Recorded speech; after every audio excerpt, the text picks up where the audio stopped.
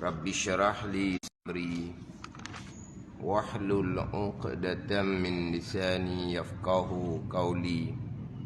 Subhanaka la ilma lana illa ma 'allamtana innaka antal alimul hakim. Wala haula wala quwwata illa billahil aliyyil azim. Kitab Minhajul Abidin, muka surat 15. Muka surat 15, baris yang kedua daripada atas. Qala al-muallifu rahimahullahu ta'ala wa nafa'ana bi'ulumihi amin. Dan daripada Sayyidina Ali radhiyallahu anhu, dan daripada, yakni dan diriwayatkan, diceritakan daripada Sayyidina Ali radhiyallahu anhu bahawasanya Sayyidina Ali radhiyallahu anhu berkata Sayyidina Ali radhiyallahu anhu, apa perkataan Sayyidina Ali? Tiada menyuka akan daku, tiada menyuka akan daku, jikalau aku mati kecil-kecil dan aku masuk ke syurga.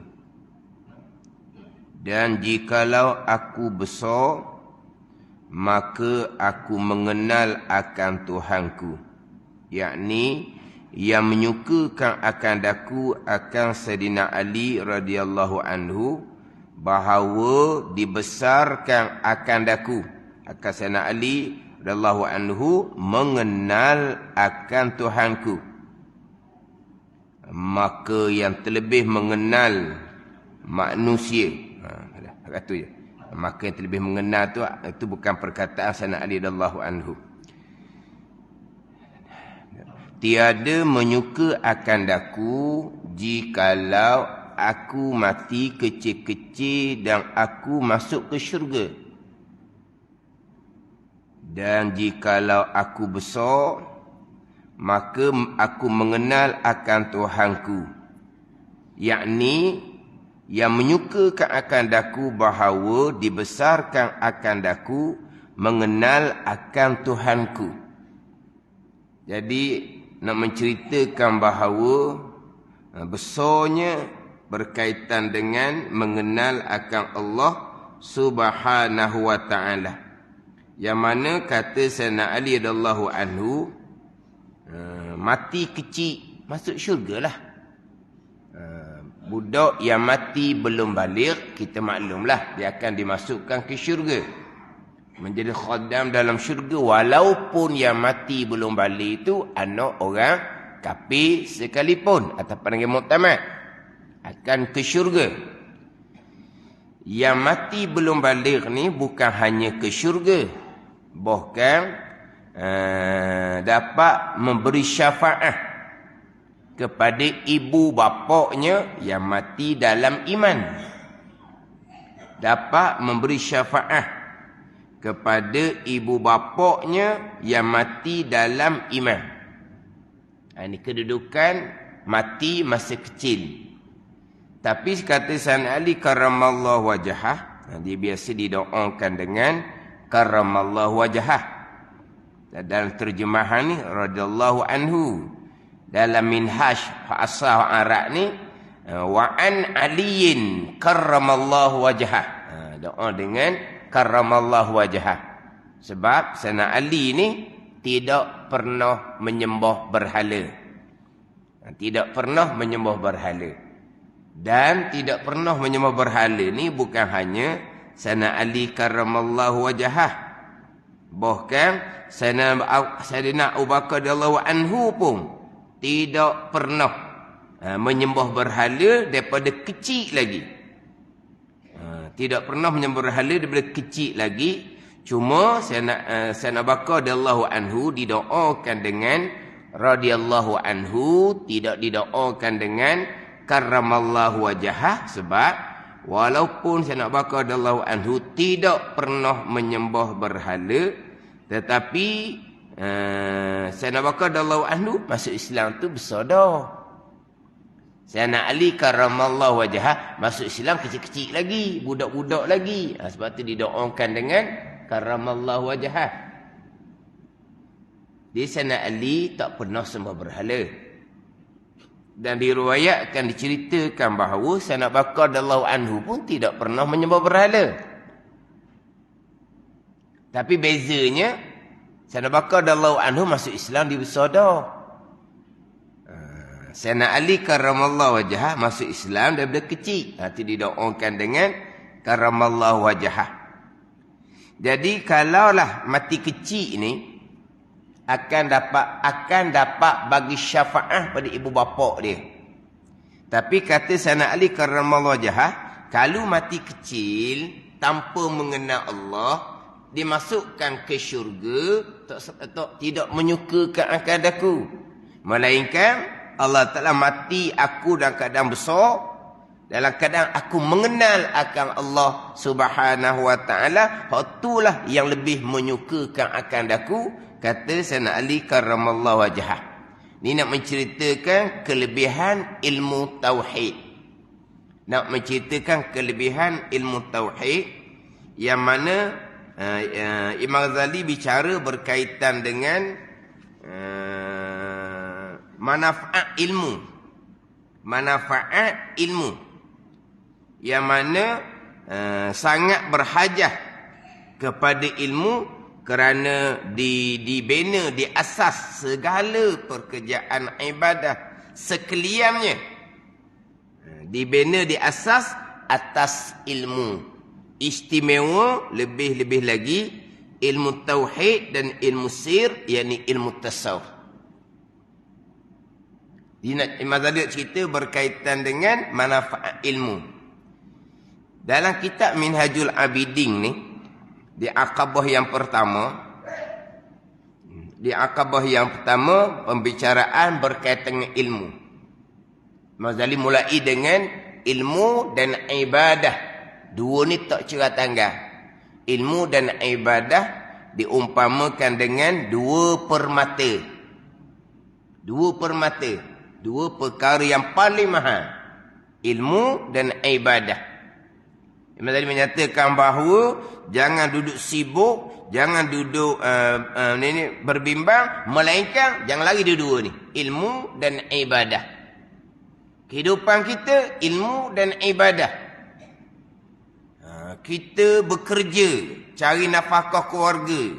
Untuk apa? Untuk dapat kita belajar agama, untuk dapat kita beribadah kepada Allah. Maka dalam kehidupan kita jangan duduk sibuk, melainkan kerana ilmu dan ibadah. Bukan makna tak kerja buat. Maknanya kalau bekerja sekalipun, matlamatnya ilmu dan ibadah. Dua tu je, kata Imam Ghazali. Jangan duduk fikir hal lain, jangan duduk sibuk hal lain, melainkan dua, ilmu dan ibadah. Kita dikurniakan rezeki anak-anak. Matlamat kita anak kita ni ilmu dan ibadah. Nak melahirkan anak yang berilmu dan beribadah. Bukan tolak dunia. Tapi dunia tak dunia pun matlamatnya ilmu dan ibadah. Ada ni. Memang kita tak lari daripada dunia. Sebab kita hidup atas dunia. Allah jadikan kita ni lahir atas dunia. Allah Ta'ala lahirkan kita atas dunia. Allah jadikan kita manusia biasa. Bukan umpama malaikat. Allah lahirkan kita di dunia. Allah jadikan kita manusia biasa. Maka dalam kehidupan kita tak boleh lari daripada dunia lah. Melainkan sampai peringkat kita meninggal dunia. Tak ada lah dunia tu. Meninggal dunia. Mati dah. Maka tak ada dunia dah lah kitanya. Selagi kita hidup, kehidupan kita duniawi. Tapi apa dunia yang ada pada kita, Fikir tak fikirnya ilmu dan ibadah. Dua perkara. Ilmu dan ibadah. Jangan kerana duniawi, ilmu agama anak cucu kita pun kita kesampingkan, tambahan-tambahan sahaja, selingang-selingang sahaja. Matlamatnya ilmu dunia. Hak tu tidak ada ilmu asas fardu ain agama ni, tak ada ibadah, tak ada. Anak kita tak pernah tinggal semayang. Semayang hak mana ibadah? Semayang yang akidah betul, ilmu tauhid comel. Semayang yang pekoh betul. Semayang yang hati betul. Ini baru ibadah. Bukan semayang tunggal-tunggik adah, bukan.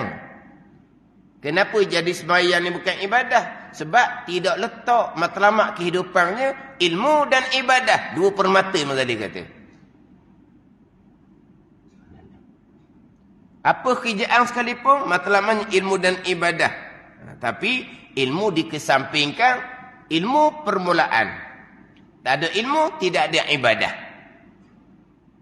Sebab tu Mazali tekan dahulunya, ilmu dan ibadah diumpamakan dengan dua permata, tapi yang paling lebih, yang paling afdal, yang paling utama, ilmu.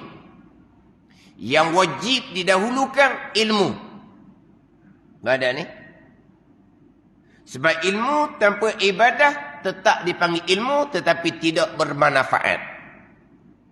Ilmu tanpa ibadah tetap dipanggil berilmu agama. Tapi tidak bermanfaat. Beribadah tanpa ilmu sia-sia, tak akan panggil ibadah. Sebab tu Mazali kata hak paling afdal, hak paling utama antara dua permata yang paling besar ni, dua-dua ni tak boleh nak cerah tanggal. Dua-dua ni tak boleh nak tinggal antara ilmu dengan ibadah. Tetapi yang paling utama, yang paling afdal, ilmu atas ibadah. Yang wajib didahulukan ilmu atas ibadah. Sebab ilmu tanpa ibadah tetap dipanggil ilmu. Ibadah tanpa ilmu tidak dipanggil ibadah. Ilmu tanpa ibadah, tanpa amal dipanggil ilmu yang tidak bermanfaat. Mana pula ilmu yang tanpa ibadah? Ilmu tanpa amal. Ilmu mana tanpa amal? Ilmu tauhid, ilmu akidah, ilmu mengenal Allah, mengenal Rasul, ilmu untuk mengesahkan keenam-enam rukun iman. Belajar saja je, tidak berakidah. Dia belajar saja je. Ujuk, kidang, bakok, belajar saja je, tak berpegang. Itu panggil ilmu tak beramal. Ada gitu? Tak ada. Orang belajar bab sidik, amanah, tabligh, fatanah, tidak berpegang. Belajar malaikah, kitab, hari kesudahan, tidak berpegang. Tanpa beramal. Berilmu saja. Kalau betul dia belajar ilmu yang pertama ni, ilmu tauhid, tanpa berpegang, akan dimasukkan ke neraka lebih dahulu dari penyembah berhala. Ini dia kata orang berilmu yang tidak beramal akan diazabkan lebih dahulu daripada penyembah berhala. Siapa ni? Dia belajar ilmu tauhid tapi tidak berakidah. Dia kekal dengan akidah kafir. Yang biasa dia sebutkan, belajar-belajarlah, dia kata. Tak buat ramal, masuk neraka dahulu daripada penyembah berhala. Ilmu mana? Yang tidak beramal, masuk neraka lebih dahulu daripada penyembah berhala yang kafir, yang kekal neraka tu. Ilmu mana? Ilmu fiqh. Ilmu fiqh, dia belajar bab semayang, dia tak semayang. Tak ada ni. Masuk neraka kekal ke? Kafir ke dia? Tak kafir. Tak ada ni. Contoh, dia belajar ilmu tasawuf tapi tidak beramal. Hatinya kekal, riak, ujub, takabur, hasad. Kafir ke dianya? Nak masuk neraka dahulu penyembah berhala ni. Sebab penyembah berhala ni kafir. Orang belajar ilmu tasawuf tapi tidak beramal. Belajar sangat riak, ujub, takabur, hasad. Tetapi tidak beramal dengan membersihkan hati bersifat-sifat riak, ujub, takabur, hasad ni. Maka memanglah dia akan masuk neraka. Tapi kafir ke dia? Sehingga akan dimasukkan ke neraka lebih dahulu penyembah berhala. Dah kafir. Dah hak mana ni? Berilmu tidak beramal, akan diazabkan lebih dahulu menyembah berhala. Ini ilmu bab pegangan. Dia belajar bab pegangan, tapi dia kekal dengan pegangan yang kafir. Dia belajar wujud kidam bakar. Dia tak pegang Allah ada. Dia tak pegang Allah sedia. Dia tak pegangnya Allah kekal. Ini kafir. Kafir dia kafir dengan ilmu. Penyembah berhala kafir dengan jahil. Maka antara kafir dengan ilmu ni, dengan kafir hak jahil ni, mana masuk neraka dulu? Kafir dengan ilmu ni lah. Sebab ada orang dia tak minat belajar. Dia ugut pula orang belajar. Belajar banyak-banyak ni sempat ke beramal? Dia tanya gitu pula. Belajar banyak-banyak ni sempat ke beramal? Banyak mana belajar? Berapa jam sehari belajar? Buat ada telinga gitu je. Banyak dah dia panggil. Yang dia belajar ilmu dunia daripada pukul 8 pagi sampai pukul 2 petang. Lepas tu ada tuition pula. Dia tak kata banyak pula. Ilmu duniawi ya. Ini belajar agama ni tak ada telinga je. Sejam sehari. Tu je lah. Tu pun sambil-sambil mengantuk je. Belajar banyak-banyak sempat ke beramal? Nanti akan masuk neraka dahulu dia menyembah berhala. Lepas tu tak sudah belajar-belajar lah. Jumpa satu, amal satu. Jumpa satu, amal satu. Masa Nabi pun tak ada kitab. Memang masa Nabi pun tak ada kitab. Quran pun tidak ditulis pada masa Nabi. Memang tak ada. Ni. Dia tak mau belajar, kemudian diugut pula. Belajar banyak-banyak, tak sempat beramal. Masuk neraka dahulunya berhala. Ni dah faham molek. Ilmu mana tu? Ilmu tauhid. Bukan kata orang belajar ilmu tasawuf tidak beramal, kekal dengan riak, ujub, takabur ni. Comel bukan. Hak ni ahli neraka. Tapi tidak akan didahulukan neraka daripada penyembah berhala yang memang kafir. Jadi ilmu ni tidak beramal. Ilmu tauhid pasti berpegang. Ilmu fiqh tak beramal. Belajar bab taharah, bab suci daripada najis sampai masa semayang, biarlah dengan najis-najis pun tak mau beramal. Ada gitu? Ada. Belajar bab rukun semayang, syarat bagi tiap-tiap rukun semayang. Lepas tu semayang ikut suka sudah. Tak mau cukup rukun, tak mau cukup syarat bagi rukun, tak mau beramal. Ada? Tak ada. Hak nak kena mujahadahnya ilmu tasawuf. Tu nak kena mujahadah.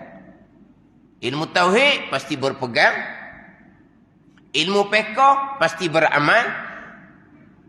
Ilmu tasawuf. Tadi belajar bab riak, bab ujub, bab takabur, bab hasad. Beramal ke tak? Apa amal dia? Wajib menyucikan hati kita daripada sifat mazmumah. Wajib kita menyucikan hati daripada riak, ujub, takabur, hasad. Belajar ilmu tasawuf ni. Kalau tak belajar tu balik awal tu tak kira tu. Ni hak belajar ni tak beramal. Belajar ilmu tasawuf tapi tak beramal. Ni nak kena mujahadah. Masuk neraka lah riak, ujub, takabur, hasad jikalau tidak diampuni oleh Allah. Belajar bab taubah, belajar bab syukur, belajar bab sabar, belajar bab ikhlas, belajar bab tawakul, belajar bab redha. Ni amal batin ni. Macam mana taubah kita? Taubah dia macam mana? Ni amal batin. Dosa yang mana ni? Taubah dalam kitab Minhaj nanti muka 16. Habis bicara ilmu, masuk bicara taubah. Tanpa ilmu, tidak ada taubah. Tanpa ilmu, tidak ada bicara taubah. Tak ada. Taubah daripada dosa dengan Allah. Taubah daripada dosa dengan Allah, kerana tinggal kefarduan semayang, tinggal kepada orang puasa, zakat tak bayar dulu-dulunya. Dosa dengan Allah berkait dengan sesama manusia.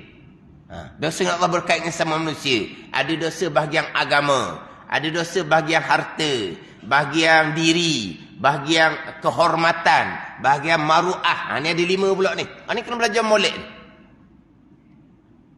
Cuma dalam kitab Minhajul Abidin, dia lebih detail lagi. Sebab dalam kitab Minhajul Abidin, dia akan bicara taubah, dia tak bicara kepada 3 dosa tu. Dia bicara kepada 2 dosa dahulu. Yang pertama, dosa usuluddin. Yang kedua, bawalah dosa furu'uddin. Dosa usuluddin pecah 2 pula. Dosa pada tapak agama. Ni. Tapi balik pada ilmu lah. Yang pertama, taubah dari dosa pada usuluddin, tapak agama. Dosa pegangan. Itu yang pertama dalam kitab Minhaj. Dosa pada bab pegangan. Dosa pada bab pegangan pecah 2 pula. Ada pegangan yang kafir ijma' ulama' kena bertaubah. Ada pegangan yang bid'ah, yang khilaf pada kafir, kena bertaubah. Ini cerita orang Islam ni. Orang Islam tapi berakidah dengan akidah yang kafir ijma' ulama. Imam tidak sah. Orang Islam pada zahir tapi kafir di sisi Allah, kekal neraka selama-lamanya. Semayang tidak sah, puasa tidak sah, zakat haji pun tidak sah. Kita balik pada ilmu fiqh, syarat sah semayang pertama Islam. Syarat sah puasa pertama Islam. Bukan Islam hak zahir ni. Islam yang sebenar-benarnya Islam yang beriman. Orang yang sah ke-6 rukun iman. Baru sah semayang, baru sah puasa. Jadi yang taubah yang pertama, taubah daripada dosa usuluddin hak kafir ijma' ulama'. Barulah pergi pada taubah dosa usuluddin pegangan yang bid'ah. Pegangan Jabariyah, bid'ah, dosa besar. Pegangan Qadariyah, bid'ah, dosa besar. Mereka yang berpegang perkara jahat bukan qada' qadar, itu pegangan bid'ah, dosa besar. Taubat tu dulu. Taubat tu dulu. Dia berpegang perkara jahat, kufur dan maksiat, bukan qada' qadar. Kufur sembah berhala, itu qada' qadar. Qada' ketentuan Allah pada azal. Qadar, berlakunya penyembahan berhala, itulah perbuatan Allah Subhanahu wa ta'ala. Perkara yang maksiat pula, berjudi, minum arak, berzina, Allah telah tentukan pada azal. Sampai masa berlaku perbuatan berjudi, minum arak, berlakunya perbuatan berzina, itulah perbuatan Allah Subhanahu wa ta'ala. Ini rukun iman yang ke-6. Dia berpegang perkara jahat, bukan datang dari kehendak Allah, bukan datang dari perbuatan. Ini pegangan bid'ah, pegangan yang berdosa besar. Amal ibadah tidak akan diterima oleh Allah. Taubah ni dulu, taubah ni molek dulu. Barulah pergi pada taubah hak dosa cabang agama. Pecah 3 tadi tu. Dosa dengan Allah, macam dosa makan riba, dosa makan rasuah. Itu dosa cabang agama dia panggil. Dosa dengan Allah tinggal kefarduan, tinggal semayang, tinggal puasa, zakat tak bayar, dia panggil dosa cabang agama. Lepas tu dosa anak Adam, dia panggil dosa cabang agama. Hak tu hak wajib tu, wajib fardu ain belaka tu. Amal daripada ilmu tasawuf. Amal daripada ilmu tasawuf. Hak saya bicara panjang hak duha kemarin tu, di Masjid Duyang Burung tu. Hak berkaitan dengan qada sembahyang. Berkaitan dengan qada sembahyang. Wajib bersegera. Macam mana huraian dalam kitab fiqh. Dia bicara bab taubah dalam kitab tasawuf. Fardu ain dalam ilmu tasawuf. Tapi susunan bicara bab qada ni, susunan dia macam mana? Balik kepada kitab fiqh. Bicara taubah, taubah adalah taat batin. Jahilnya manusia, ni jahil. Jahil tukir lah kita kata. Dia ada jahil berat tu tukir lah. Jahil tukirnya manusia, dia ingat ke taubah ni semayang sunat taubah. Taubah ni perbanyakkan astaghfirullahalazim, astaghfirullahalazim. Itu dia taubah, tu jahil tukir. Taubah ibadah batin. Semayang sunat taubah, fiqh, zahir. Itu bukan ibadah batin. Taubah ibadah batin. Astaghfirullahalazim. Itu zikir lidah, zikir zahir. Itu bukan taubah. Taubah wajib ijma' ulama.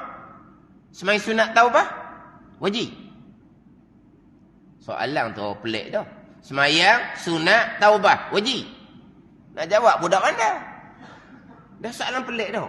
Semayang, sunat, taubah, wajib ke dah? Jawab macam mana? Nama dah semayang, sunat, taubah. Wajib ke dah? Bengong orang nak jawab. Pening.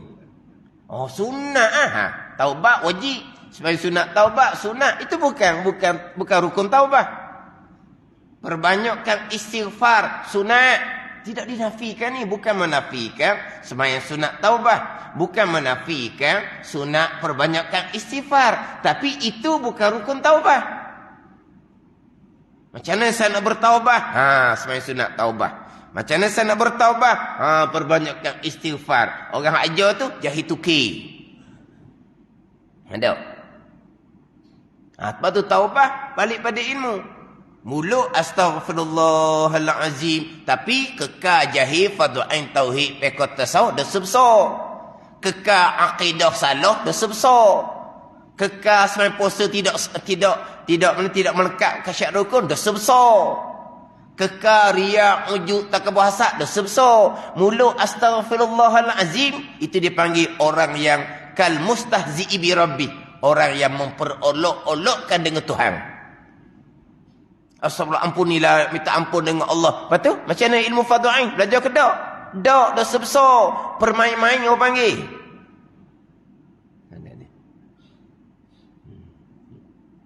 Jadi bicara taubah dalam ilmu tasawuf. Tapi macam mana nak qada sembahyang puasa? Nak bayar balik zakat. Tu kena balik dalam kitab fiqh. Jadi timbullah bulan Ramadan. Dah kami nak sembahyang tarawih. Kalau orang yang berilmu, dia tak akan cakap gitu. Orang berilmu tak akan cakap gitu. Sebab dia tahu dah berkaitan dengan bertaubah, tinggal ke fardu sembahyang, kena qada dengan bersegera. Dia tak akan bicara tu. Tapi kalau bagi orang yang tanpa ilmu, dia mulalah dengan tarawih dia lah. Besarnya tarawih dianya. Tarawih paling besar sekali ni bulan Ramadan ni. Dengan kefarduan semai qada. Kemudian buat tarawih sama, buat qada sama, dia buat sebanding dua tu. Ada ni. Dia buat sebanding dua tu. Antara semai tarawih dengan semai qada, dia buat sebanding. Semai qada ni satu waktu diqadakan untuk supaya nama terhapus di pintu neraka tu. Yang mana satu fardu semai ditinggalkan, nama dicatat di pintu neraka. Semai qada nak menghapus tu lah. Orang tarawih juga. Orang tarawih nak duduk mana? Tapi orang ni tak boleh bicara dengan orang tak belajar. Dia akan timbul persoalan yang lain. Bicara pula tinggal semayang, nama tercatat di pintu neraka, akan dimasukkan neraka selama satu hukuk. Satu hukuk ni 80 tahun. Satu hari di hari akhirah, 1000 tahun di dunia. Orang pun kira kemarin berapa juta tahun, tak tahulah boleh. 29 juta tahun untuk satu fardu. Hari kata 29 juta tahun. Dan neraka untuk satu fardu ditinggalkan. Qada ni lah, nak hapus neraka ni. Dah nak tarawih. Nangis makcik-makcik nak tarawih. Nangis nak tarawih. Lepas tu makcik tak boleh tarawih ustaz Nangis tak boleh nak tarawih. Qada nak menghapuskan nama di pintu neraka. Nak selamat daripada satu waktu. Bukan satu hari 5 waktu, bukan. Satu waktu, faham tak? 80 tahun neraka. 80 tahun neraka. Kita hidup tak sampai 80 tahun. Neraka ni pula satu hari di akhirah. Wa inna yawman inda rabbika ka alfi mi'atin mimma ta'udun. Surah Hajj ayat ke-47 tu. Satu hari di hari akhirah 1000 tahun atas dunia. 80 tahun ni. Kira keluar 29 juta. 29 juta hari ke tahun? Tahun tau. Untuk satu waktu nak taubat ni, nak sampai tarawih, nangis-nangis. Tu sudah bicara tu. Itu kena belajar. Itu kena belajar. Ilmu amal. Belajar tu dulu. Tu kita tarawih dengan qada. Lagi qada beres. Tak ada. Utang semai tak ada. Susah. Tarawih punya pasal, rawatib isyak pun tinggal. Kuat tarawih ni. Berjemaah maghrib pun ditinggalkan. Kuat tarawih ni. Berjemaah zuhur asar pun ditinggalkan. Zuhur asar, atau siang hari. Maghrib. Berjemaah dak sembahyang maghrib. Dak. Tapi penuh dak masa tarawih? Penuh. Dia tinggal berjemaah maya maghrib. Ni sebaik isyak dengan tarawih tercampur. Apa? Sekali. Kalau isyak ni tak sekali dengan tarawih, isyak pun tak berjemaah. Maghrib tak jemaah dah. Tak jemaah maghrib. Masjid tak sempat pergi sebab makan kenyang. Di rumah pun tak main jemaah sama keluarga, sama masing-masing. Mainlah berjemaah dengan keluarga, tak sempat pergi masjid. Tak, maghrib sembahyang masing-masing. Ayah sembahyang suku, mak sembahyang suku, anak sembahyang suku. Tarawih penuh sekeluarga mari nak berjemaah. Pada ni. Dah lah tadi, kalaulah isyak dengan tarawih waktu lain-lain. Isyak pukul 8. Tarawih pukul 10. Dia akan mari isyak, dia mari tarawih je. Apa? Tarawih ni lebih besar lagi daripada berjemaah isyak.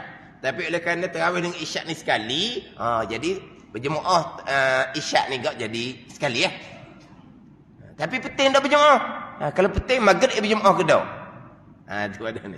Tapi hak tu hak bab fadilat lah. Hak bab taubah qada semayang orang nak cerita. Itu apa? Ilmu aman. Ilmu tauhid, ilmu fiqh, ilmu tasawuf. Terkadang engkau berpegang dengan pegangan yang salah, ibadah yang kamu lakukan jadi debu yang berterbangan.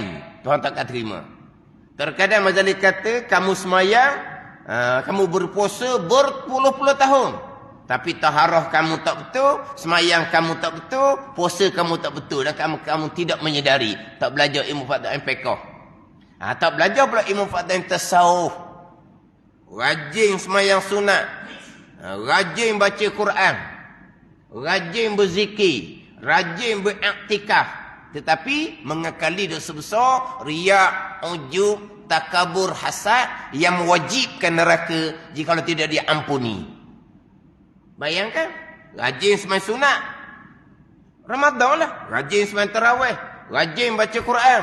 Rajin berzikir. Rajin beriktikaf. Tapi kalau hati riak, ujub, takabur, hasad, nak duduk mana?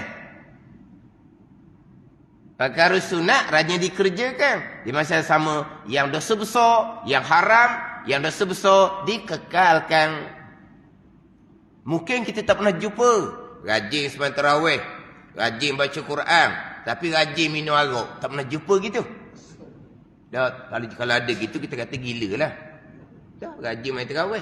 Rajin baca Quran. Rajin berzikir. Rajin beriktikaf. Balik rumah dibahang arak. Diminum arak pula dah. Gila lah kita kata. Kan ada orang arak dak lah. Kalau orang main barang dia dak. Dia tarawih nombor 1. Dia baca Quran rajin. Dia iktikaf. Balik dia cocok dadah. Ada? Tak tahu. Gila mungkin ada lah. Pelik lah. Sebab apa? Takkan buat amal sunat, perkara haram dikerjakan. Macam mana dengan rajin semayang, rajin baca Quran, rajin berzikir, rajin beriktikaf, tapi hati kekal dosa besar, riak, ujub, takabur, hasad. Nak duduk mana? Tak gila orang panggil? Ini. Kalau tidak ada ilmu tasawuf. Inilah kitab Minhajul Abidin. Sebab tu di penghujung kitab Minhaj ni, beberapa ramai yang berpaling daripada ilmu sesat lah dah. Macam dia kata letak situ dah. Tak kira lah musapa sekalipun berpaling daripada ilmu fardhu-ain tauhid fiqh tasawuf sesat. Tak ada.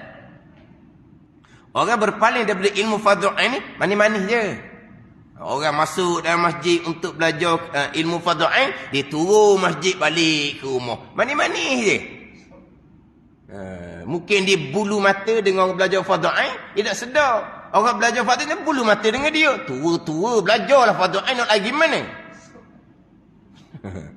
Ada bahasa tu. Bulu mata juga tengok. Tua-tua pula tu. Nak mati sekarang dah. Kenapa berpaling daripada ilmu agama? Kenapa nak balik ke rumah? Duk iktikaf dalam masjid tu. Jangan. Aku mengajar. Orang mengajar. Undur balik. Tua-tua dah. Berjemaah 5 waktu. Hak ni kena kaunseling lah ni. Kena masuk camp. Camp pemulihan agama. Dah camp pemulihan agama. Kata pelik pun ialah. Mungkin dia berbulu-bulu bang dah. Dengan ilmu fardhu-ain.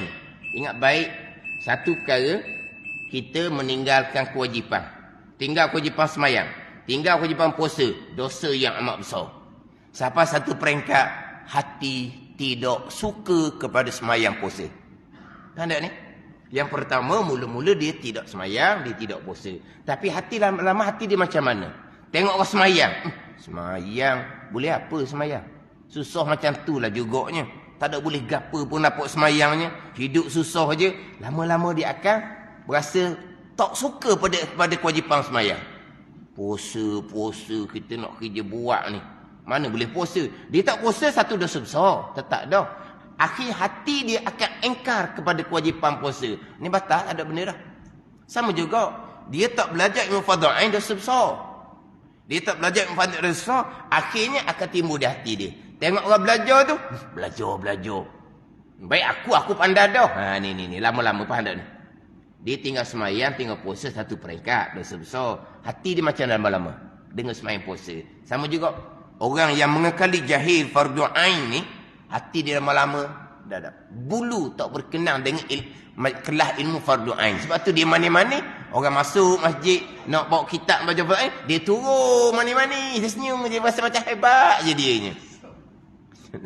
Mana kalau ada kuasa, tangkap. Masuk lokap, soal siasat. Kenapa kamu nak lari daripada majlis ilmu? Hak Mazali kata, ramai orang yang berpaling daripada ilmu, maka sesat. Kenapa kamu berpaling? Biar soal siasat dalam lokap dulu tengok orang ni. Ada ni. Jadi pelik. Ni kadang-kadang mari daripada, dia mengekali dosa besar jahil fardhu, dia akan bawa pada hati tak berkenan. Tak suka.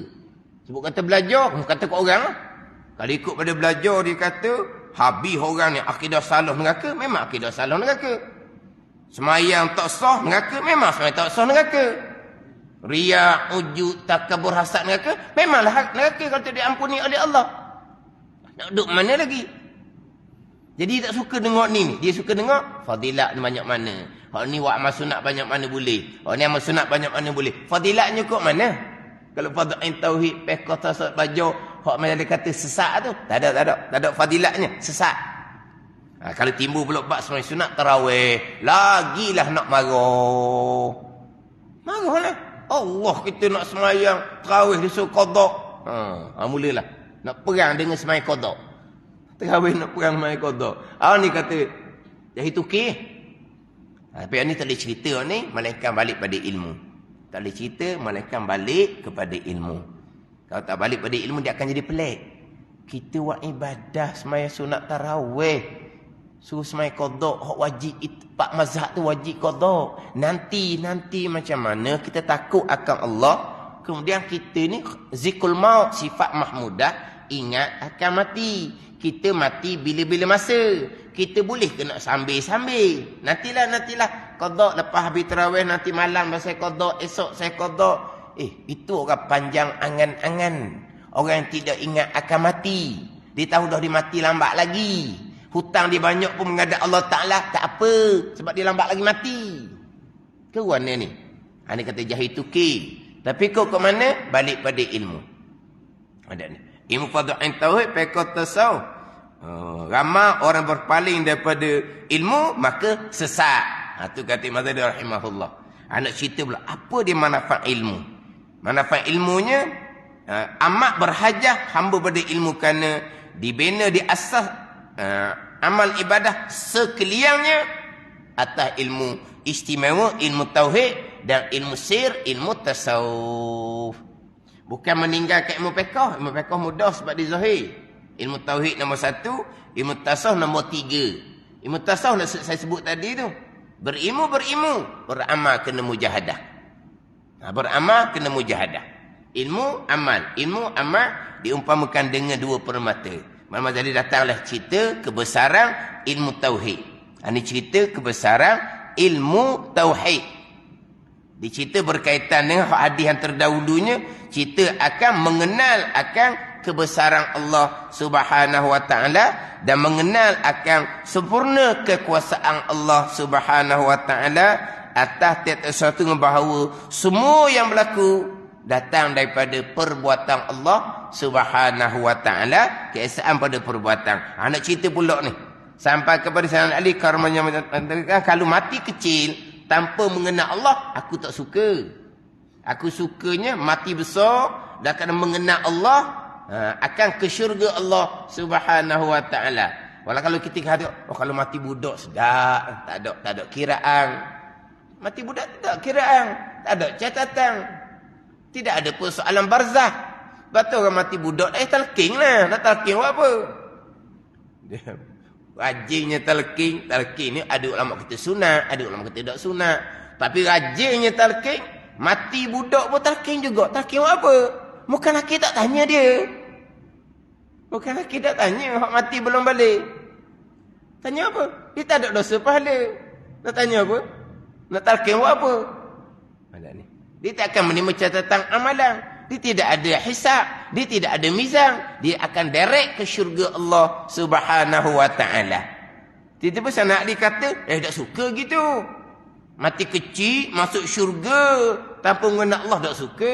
Sukanya mati besar, mengenal Allah, dimasukkan ke syurga Allah Subhanahu wa ta'ala. Nak cerita, besarnya ilmu mengenal Allah Subhanahu wa ta'ala. Maka yang terlebihnya mengenal manusia dengan Tuhan ialah yang terlebih mereka itu bagi Tuhan takutnya dan terlebih banyak ibadahnya, dan terlebih baik mereka itu menasihatkan pada Allah, yakni memberi nasihat hamba Allah dalam jalan menghampirkan kepada Allah Subhanahu wa ta'ala. Orang yang lebih mengenal Allah, lebih kuat takut dia, macam sahabat. Orang yang lebih mengenal Allah, lebih kuat ibadahnya, macam sahabat. Dan orang yang mengenal Allah akan sentiasa memberi nasihat kepada manusia, kepada jalan menghampirkan kepada Allah. Ini makrifah tinggi. Sampai ke takarrub ilallah, sampai maqam muqarrabin. Ini cerita bab sahabat. Makrifah Sayyidina Ali karramallahu wajhah. Ini makrifah sahabat. Turun pada makrifah aulia, akan pergi pada makrifah permulaan agama, mengenal Allah, mengenal Rasul untuk sah agama. Mengenal Allah, mengenal Rasul, mengetahui dan berpegang akan aqaidul iman yang 50. Ngaji molek aqaidul iman yang 50. Bukan ngapa? Belajar betul-betul, terutama sekali bicara bab wahdaniyah pada perbuatan, qudrah, iradah, ilmu, belajar molek. Untuk mengesahkan rukun iman yang keenam, beriman dengan qada dan qadar Allah Subhanahu wa ta'ala. Itu bicara bab manfaat ilmu. Dan ada pun syiddahnya, yakni payah ilmu ni, maka buangkan olehmu akan dirimu di dalam ikhlas pada menuntut bagi ilmu. Kena sungguh-sungguh tuntut ilmu ni, letak keikhlasan molek-molek. Sebab dia kepayahan, ketakutan dalam ilmu ni banyak. Belajar comel-comel dah, tapi hati tidak ikhlas, akan dicampakkan ke neraka Allah Subhanahu wa ta'ala. Ini dia kepayahan, kesukaran di dalam belajar ilmu agama. Bukan mudah-mudah. Belajar comel dah, fardu-ain tauhid, fardu-ain fiqh, fardu-ain comel dah. Hati kena letak molek. Sebab apa? Kalau tidak ikhlas, Allah Ta'ala akan campak ke dalam neraka Allah Subhanahu wa ta'ala. Ini ada cerita berkaitan kedudukan ilmu tu sendiri. Wallahu a'lam. Bismillahirrahmanirrahim. Alhamdulillahirabbil alamin. Wassalatu wassalamu ala sayyidil mursalin wa ala alihi wa sahbihi ajma'in. Allahumma iftah alaina futuhal arifin. Allahumma allimna ilma akdamin wa fahimna famasabikin warzuqna ruqat talibin. Allahumma zidna ilman wa alhiqna bis salihin. Wa sallallahu ala sayyidina Muhammadin wa ala alihi wa sahbihi wa sallam. Walhamdulillahi rabbil alamin.